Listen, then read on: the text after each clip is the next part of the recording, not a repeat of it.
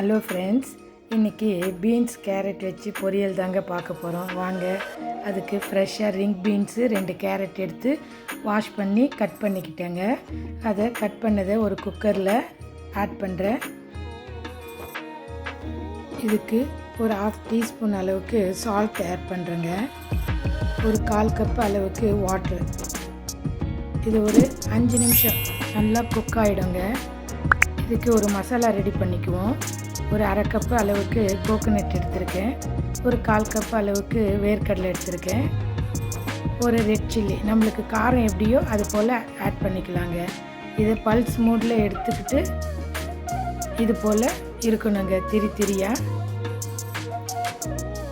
இப்போ ஒரு பேன் வச்சு அதில் ஒரு 2 ஸ்பூன் ஆயில் சேர்த்து, ஆயில் ஹீட் ஆனதும் ஒரு டீஸ்பூன் அளவுக்கு மஸ்டர்ட் ஆட் பண்ணுறேன். அது நல்லா பொரிஞ்சு வந்ததும் ஒரு ஸ்பூன் சென்னா தால் ஆட் பண்ணுறேன்.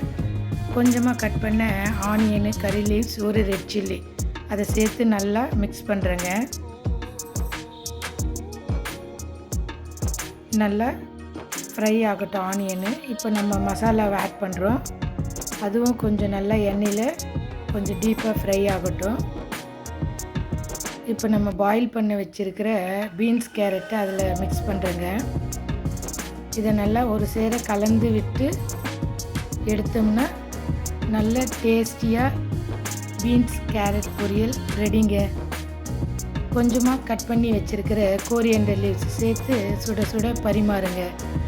வாங்க, சேர்ந்து சமைப்போம், சேர்ந்து ருசிப்போம். நன்றி நண்பர்களே.